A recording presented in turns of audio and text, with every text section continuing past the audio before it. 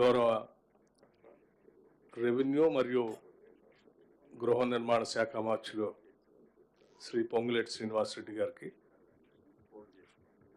గౌరవ transport and backward class welfare మంత్రివర్యులు పొన్నం ప్రభాకర్ గారికి, గౌరవ ఎక్సైజ్ అండ్ టూరిజం శాఖ మంత్రులు శ్రీ జూపల్లి కృష్ణారావు గారికి, రాష్ట్ర ప్రభుత్వ సలహాదారులు పెద్దలు కేశవరావు గారికి, షబ్బీర్ అలీ గారికి, శాసన మండలి సభ్యులు మిత్రులు పొన్నం ప్రభాకర్ గారికి, శాసనసభ్యులు దానం నాగేందర్ గారికి,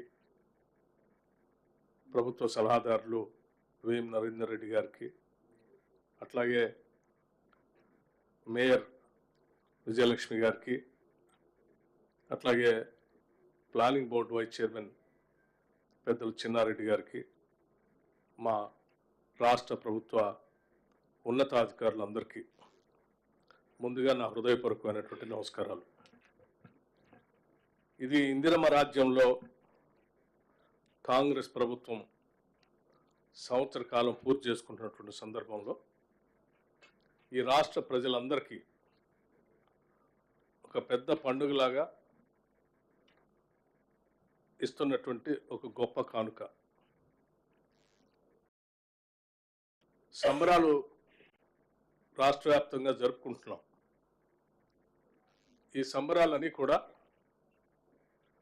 ప్రజల జీవిత అవసరాలు తీర్చేటువంటి కార్యక్రమాల్లో రేవంత్ రెడ్డి గారి నాయకత్వంలో ఉన్నటువంటి యావత్ మంత్రిమండలి మొత్తం కూడా వారి అవసరాల నిమిత్తం తీసుకున్నటువంటి అనేక ప్రజా సంక్షేమ కార్యక్రమాలు, ఆ సంక్షేమ కార్యక్రమాల్లో ప్రజలు సంతోషంగా చేసుకున్నటువంటి సంబరాలు. మా హౌసింగ్ శాఖ మార్చులు శ్రీనివాసరెడ్డి గారు అట్లాగే శాఖ అధికారులు చెప్పినట్టుగా ప్రతి జీవికి ఒక గూడు అవసరం. అట్లాగే మనుషులకి మరీ ముఖ్యంగా అవసరం. ఇల్లు అనేది లేకుండా ఉన్నటువంటి వాళ్ళు ఉంటే వాళ్ళకి ఎంత బాధనో, అందరూ బాగుండాలని కోరుకునేటువంటి అందరికీ వాళ్ళకి కూడా అంతే బాధ. ఈరోజు మనం చేసేటువంటి ఈ యాప్ ప్రారంభోత్సవ కార్యక్రమం రాష్ట్రంలో ఉన్నటువంటి లక్షలాది మంది ఇల్లు లేనటువంటి పేద ప్రజలకి ఇల్లు శాంక్షన్ చేసే కార్యక్రమాన్ని పెద్ద ఎత్తున లాంఛనంగా ఈరోజు మొదలు పెడుతున్నటువంటి కార్యక్రమం ఇది. ఇది ముఖ్యమంత్రిగా ఉన్నటువంటి రేవంత్ రెడ్డి గారు ఆనాడు రాష్ట్ర కాంగ్రెస్ కమిటీ అధ్యక్షులుగా పెద్ద ఎత్తున అనేక ప్రాంతాల్లో పాదయాత్ర చేసినటువంటి సందర్భంలో కానీ, భారీ బహిరంగ సభలు ఏర్పాటు చేసినప్పుడు కానీ, అట్లాగే నేను సిఎల్పి లీడర్గా ఉన్నప్పుడు పాదయాత్ర ఆదిలాబాద్ నుంచి ఖమ్మం వరకు చేసినప్పుడు కానీ, ప్రజలందరూ వారి గుండె చప్పుల్ని రాష్ట్ర కాంగ్రెస్ నాయకత్వానికి తెలియజెప్పి ఈ రాష్ట్రం తెచ్చుకున్నదే ఆత్మగౌరవంతో బతకటానికి. ఆ ఆత్మగౌరవం అనేది ఒక పరిశుభ్రమైనటువంటి పక్కా ఇంట్లో కుటుంబం యావత్తు ఉండగలిగితే తల ఎత్తుకొని ఆత్మగౌరవంతో బతకడానికి అవకాశం ఉంటుంది. అందుకే ఈ రాష్ట్ర ప్రత్యేక రాష్ట్రం కావాలని కోరినప్పుడు సకల జన సమ్మెలో పెద్ద ఎత్తున పాల్గొని ఈ రాష్ట్ర అవతరణ కోసం ప్రతి ఒక్కళ్ళం మేము పోరాడాం. కానీ మా అవసరాలు కానీ మా ఆత్మగౌరవం కానీ ఏమాత్రం తీర్చకుండా 10 సంవత్సరాలు మా ఆస్తుల్ని వనరుల్ని దోపిడీ చేస్తున్నటువంటి ప్రభుత్వాన్ని తొందరగా తొలగించి ఇందిరమ్మ రాజ్యాన్ని తీసుకొని రండి, పేదల ప్రభుత్వంగా ప్రజల అవసరాలు తీర్చడం కోసం మీరందరూ ముందుండి నడిపించండి అని ప్రతి పేదవాడి గుండె చప్పుడు మా అందరికి వినిపించారు. ఇవాళ ప్రజల అవసరాలు వాళ్ళ ఆత్మగౌరవం తీర్చడం కోసమే ప్రజల గుండె చప్పుల్లో వచ్చినటువంటి వాళ్ళ ఆవేదనని అర్థం చేసుకున్నటువంటి ఇందిరమ్మ ప్రభుత్వంగా ఎంత భారమైనప్పటికి కూడా, నిధులు ఎంత భారమైనప్పటికి కూడా ఈరోజు ఒక్కొక్క శాసనసభ నియోజకవర్గంలో 3500 ఇళ్లతో పాటు రాష్ట్ర వ్యాప్తంగా ఈరోజు చేస్తున్నటువంటి ఇళ్ల సంఖ్య సంబంధించినటువంటి ఆర్థిక భారం ఈ రాష్ట్ర ప్రభుత్వం పైన దాదాపు 22,500 కోట్ల రూపాయలు దీనిపైన భారం పడుతున్నప్పటికీ చాలా ధైర్యంగా ఒక ఉన్నతమైనటువంటి ఆలోచనతో ఈనాటి ప్రభుత్వం దీన్ని శాంక్షన్ చేసి ముందుకు పోతా ఉన్నాం. నిజంగా ఈరోజు రాష్ట్రంలో ఉన్నటువంటి ఇల్లు లేని పేదవాళ్ళందరికీ పండగే.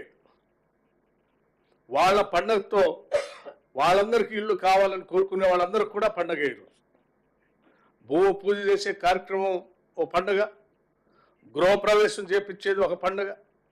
అటువంటి పండుగలు పెద్ద ఎత్తున రాష్ట్రంలో 4.5 లక్షల కుటుంబాలకి చేసేటువంటి ఈ బృహత్తర మహోన్నతమైనటువంటి ఉన్నతమైన కార్యక్రమం ఈరోజు రాష్ట్ర ప్రభుత్వం చేయటం నిజంగా ఇందిరమ్మ రాజ్యానికి ఒక గొప్ప కార్యక్రమంగా మేము అందరం భావిస్తూ ఉన్నాం. పేదల అవసరాలు తీర్చేటువంటి సొంత ఇంటి కళ పెద్ద ఎత్తున చేస్తూ ముందుకు పోతున్నటువంటి ఈ తరుణంలో రాష్ట్రంలో ఉన్నటువంటి ప్రజలందరినీ గమనించవలసింది ఒకటి విజ్ఞప్తి చేస్తూ ఉన్నాం. దాదాపు 7 లక్షల పైబడి అప్పుల భారం మా మీద వేసినప్పటికీ రైతాంగ సోదరుల కోసం 21,000 కోట్ల రూపాయలు నేరుగా వారి అకౌంట్లో మేము రుణమాఫీ కింద వాళ్ళ 2 లక్షల లోపల ఉన్నటువంటి రైతులు రుణమాఫీ అంతా పూర్తి చేసి, అట్లాగే ఆనాటి ప్రభుత్వం మనందరినీ తాకట్టు పెట్టి 7 లక్షల పైబడి అప్పు చేస్తే ఆ అప్పుల భారాన్ని కట్టడానికి ఇంకొక 64,000 కోట్ల రూపాయలు బ్యాంకులకు అప్పు కడుతూనే మళ్ళీ ఈరోజు 22,500 కోట్ల రూపాయలతో పేదల కోసం ఈరోజు ఈ ఇందిరమ్మ రాజ్య కార్యక్రమాన్ని ముందుకు తీసుకొని పోతా ఉన్నాం. ఇది ఒక్కటే కాదు, దీంతో పాటు మరి 500 రూపాయలకి గ్యాస్ సిలిండర్లు ఇస్తున్నాం. ఇది కూడా పేద మధ్యతరగతి కుటుంబాలకి పెద్ద ఎత్తున ఉపయోగపడేటువంటి కార్యక్రమం. అట్లాగే 200 యూనిట్ లోపల కరెంటు వాడుకునేటువంటి వాళ్ళందరికీ కూడా ఉచితంగా 0 బిల్లు ఇచ్చే కార్యక్రమాలు కూడా మేము పెద్ద ఎత్తున మొదలుపెట్టి మార్చి నెల నుంచి ఉచితంగా ఇస్తా ఉన్నాం. ఇలా చెప్పుకుంటూ పోతే పండిన ధాన్యానికి 500 రూపాయలు బోనస్ ఇచ్చే కార్యక్రమం కానీ ప్రతి కార్యక్రమాన్ని చేసుకుంటూ విపరీతమైన ఆర్థిక భారం పడుతున్నప్పటికి కూడా ఒక ఆర్థిక క్రమశిక్షణతో యావత్ మంత్రిమండలి మొత్తం కూర్చొని ఆలోచన చేసి మనం ఇచ్చిన హామీలని తెచ్చిన సంపదని ప్రజలకు పంచాలనేటువంటి ఆలోచనతో ముందుకు పోతున్నటువంటి ఈ తరుణంలో కొద్దిమంది వ్యక్తులు కావాలని బురద జల్లే కార్యక్రమాన్ని చేపట్టి వాళ్ళలానే ఈ ప్రభుత్వం కూడా ఉంటే ఈ రాష్ట్రంలో ఉన్నటువంటి ప్రజలంతా అదే బాధల్లో ఉండాలని కోరుకుంటూ మేము చేసే కార్యక్రమాలను అడ్డుపడుతున్నటువంటి విషయాన్ని కూడా గమనించవలసిందిగా ఈ సందర్భంగా విజ్ఞప్తి చేస్తూ ఉన్నాం. పేద విద్యార్థులు కుటుంబాలకు సంబంధించినటువంటి వాళ్ళు చదువుకునేటువంటి వాళ్ళకి ఇంటిగ్రేటెడ్ రెసిడెన్షియల్ స్కూల్స్తో ఈ సంవత్సరమే 5,000 కోట్ల రూపాయలతో ఈ రాష్ట్ర ముఖ్యమంత్రి గారు మంత్రిమండలి అంతా కూర్చొని ఒక అద్భుతమైన ఇంటర్నేషనల్ స్టాండర్డ్లో ఉండేటువంటి రెసిడెన్షియల్ స్కూల్స్ని శాంక్షన్ చేసి ఈరోజు ముందుకు పోతా ఉన్నాం. మన బిడ్డలు చదువుకుంటున్నటువంటి వాళ్ళందరికీ ఈరోజు డైట్ ఛార్జెస్ మీరు 10 ఏళ్ళు వాళ్ళు బతకటానికి ఇబ్బందికరంగా ఉన్నటువంటి పరిస్థితుల్లో ఉంటే కూడా తినటానికి సరిగ్గా తిండి లేకపోయినప్పటికీ కూడా మీరు 10 ఏళ్ళు ధనిక రాష్ట్రంగా మీకు అప్పచెప్తే కనీసం రూపాయి కూడా వాళ్ళకి డైట్ ఛార్జెస్ పెంచలేదు. ఈరోజు రాష్ట్ర ప్రభుత్వం 40% ఒకటేసారి డైట్ ఛార్జెస్ పెంచి ముందుకు పోతాం. అట్లాగే ఈ 10 ఏళ్ళు రెసిడెన్షియల్ స్కూల్స్లో ఇరుగ్గా ఉండేటువంటి చిన్న చిన్న మీ పార్టీలకు సంబంధించిన నాయకులకు సంబంధించిన బిల్డింగుల్ని అక్కడ క్వార్టర్స్గా పెట్టి ఆ విద్యార్థులు ఒక్కొక్క గదిలో కుక్కి అక్కడే తినటం, అక్కడే పడుకోవటం, అక్కడే చదువుకోవటం లాంటి కార్యక్రమాలు చేసి ఇబ్బంది పెడితే వాటన్నిటిని చూసి ఒకటేసారి ఆ ఇంటిగ్రేటెడ్ రెసిడెన్షియల్ స్కూల్స్ అన్నిటికి కూడా 5,000 కోట్లతో ఒక ఇన్ఫ్రాస్ట్రక్చర్ హాస్టల్ బిల్డింగ్స్ కట్టాలని, రెసిడెన్షియల్ స్కూల్స్ కట్టాలని ఒక ఉదాత్తమైన గొప్ప నిర్ణయాన్ని తీసుకొని ముందుకు పోతున్న ఈ తరుణంలో కొద్దిమంది కావాలని తౌదునమ్మ అని అడిగిపోయి ఆ హాస్టల్ అది బాగాలేదు ఇది బాగాలేదు. దానికి కారణం మీరే కదా. ఆనాడే మేము 5,000 కోట్లతో ఈరోజు మేము కడుతున్నట్టుగా మీ 10 ఏళ్లలో అవి కట్టి సరిగా చేసుంటే ఇవాళ ఆ పిల్లలు ఎదుర్కొనే వాళ్ళు కాదు కదా. మీరు చేసిన తప్పిదాలకి ఈరోజు ఆ పిల్లలు మూల్యం చెల్లిస్తూ ఉన్నారు. అటువంటి బాధ వాళ్ళు పడకూడదనే మేము ఆలోచన చేసి మాకు ఎన్ని ఇబ్బందులున్నా ఆ కార్యక్రమం తీసుకొని ముందుకు పోతా ఉన్నాం. ఇన్ని సమస్యల మధ్యలో ఆర్థికపరమైన ఇబ్బందులు ఉంటే కూడా మీలాగా ధనిక రాష్ట్రం మాకు రాలే, వెసులుబాటు కలిగిన రాష్ట్రం రాలే. ధనిక రాష్ట్రంగా మీకు అప్పు చెప్పారు, 7 లక్షల కోట్ల అప్పుతో మీరు మాకు అప్పు చెప్పారు. అప్పులు మీరు తెచ్చిన అప్పులనేమో మీరు విచ్చలవిడిగా అడ్డగోలుగా మీరు ఖర్చు పెట్టుకున్నారు. మీరు తెచ్చిన అప్పులకి ఆ అప్పులు కట్టే బాధ్యత మా మీద పడింది. అయినా ఈ రాష్ట్ర ప్రభుత్వ పాలనలో ఇది తప్పదు కాబట్టి చేసుకుంటూ ముందుకు పోతూ మన అనేక సంక్షేమ కార్యక్రమాలని ప్రజల కోసం మేము ఆనాడు ఇచ్చినటువంటి హామీల్ని అమలు చేసుకుంటూ ముందుకు పోతున్నాం. ఈరోజు ఈ ప్రత్యేకంగా ఏర్పడినటువంటి తెలంగాణ రాష్ట్రంలో 2014 తర్వాత ప్రత్యేక రాష్ట్రం కావాలని కోరిన మీదట వచ్చినటువంటి ఈ రాష్ట్రంలో ఈ ఇందిరమ్మ ఇల్లు 5 లక్షల రూపాయలు అనేది సువర్ణాక్షరాలతో లిఖించదగబడేటువంటి రోజు.